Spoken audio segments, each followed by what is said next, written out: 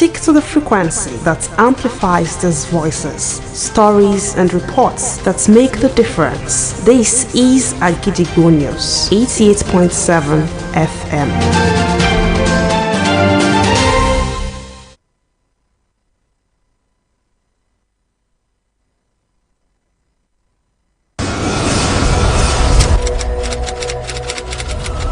This is Kunle Amzat Studio, Agidigbo 88.7 FM. Welcome to News Around the World.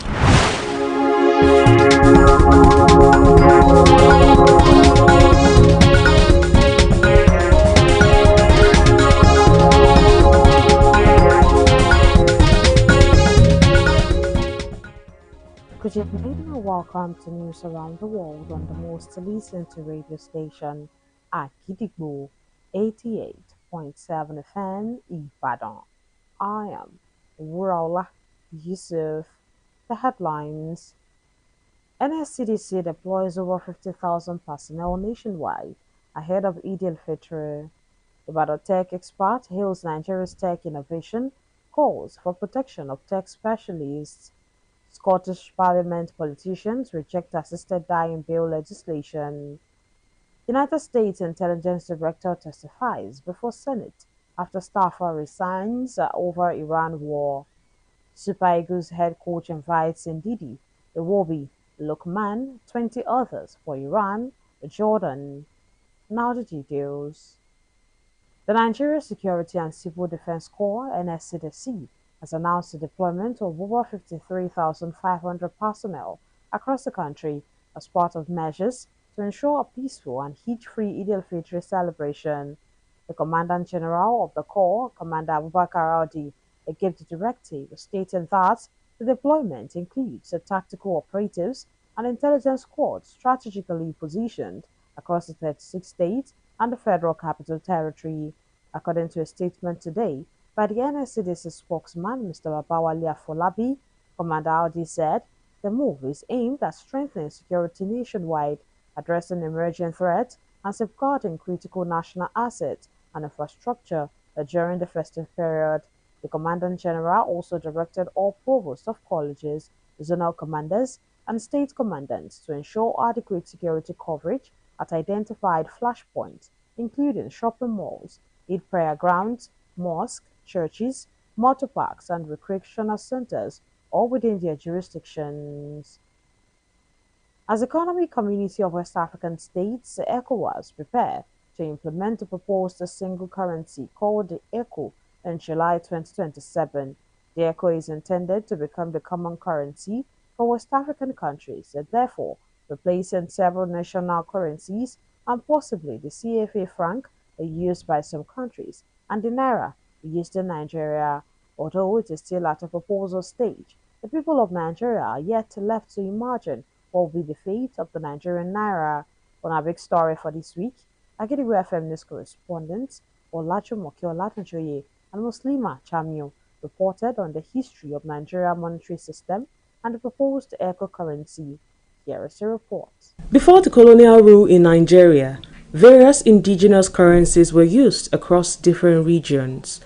These items served as mediums of exchange in local trade networks. They include cowrie shells, brass rods, salt bars, trade beads, and many less. The West African Currency Board, WACB, issued the West African Pound, which replaced many traditional currencies in the year 1912.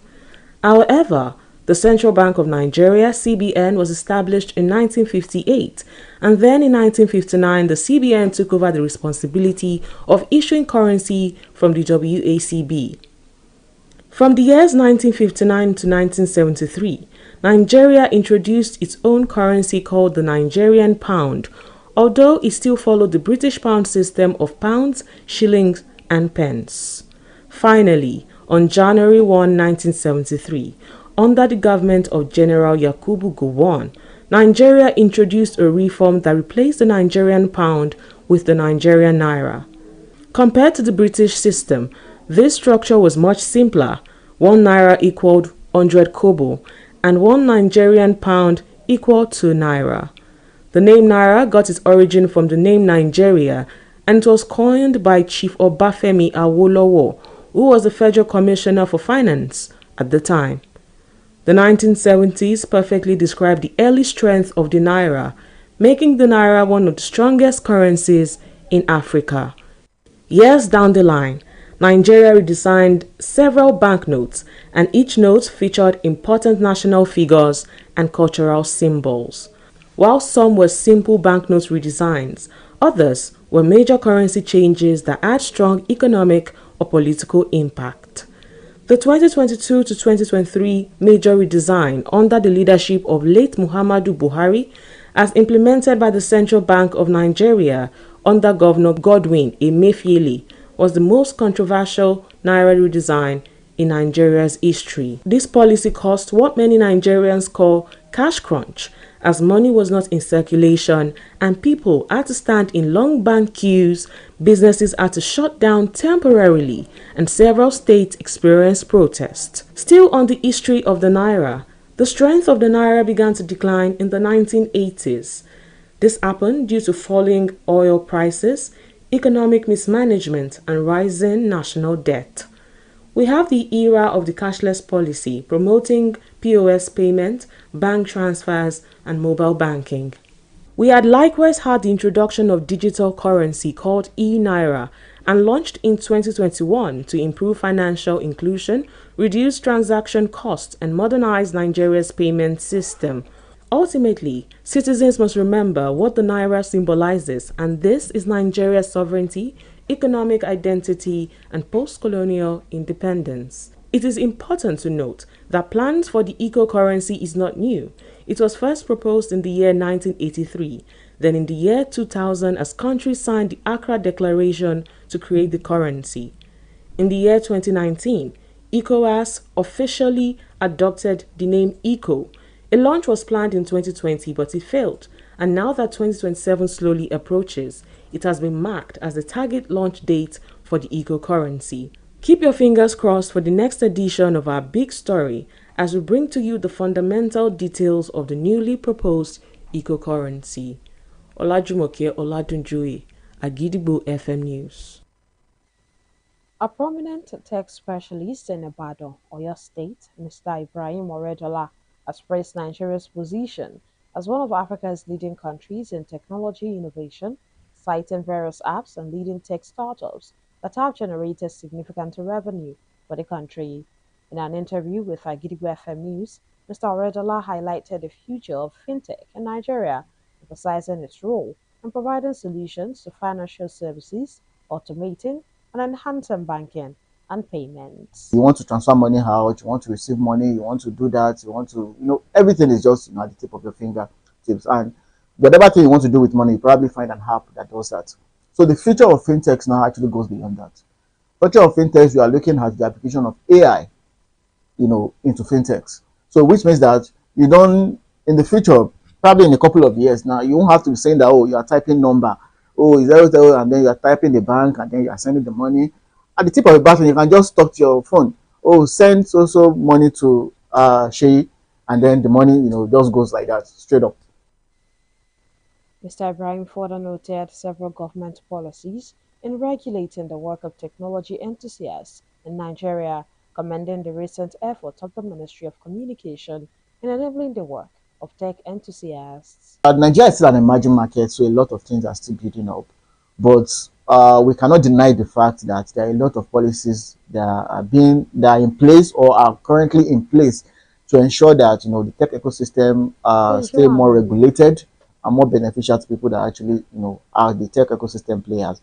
Like for instance, now there's a startup bill that was pushed to law a couple of years ago, so which regulates startups and how they act in the ecosystem. It also institutes some sort of funding and government support. However, the tech specialist advised the government to establish policies that protect the lives and dignity of tech specialists, emphasizing that not all tech individuals are fraudsters or scammers, stressing that such laws will shield them from harassment by security agencies. Now it is time to link up with our United Kingdom studio for the foreign news. News. from Kunle Studio, Agidigbo FM, United Kingdom. I am Olushola Damilola.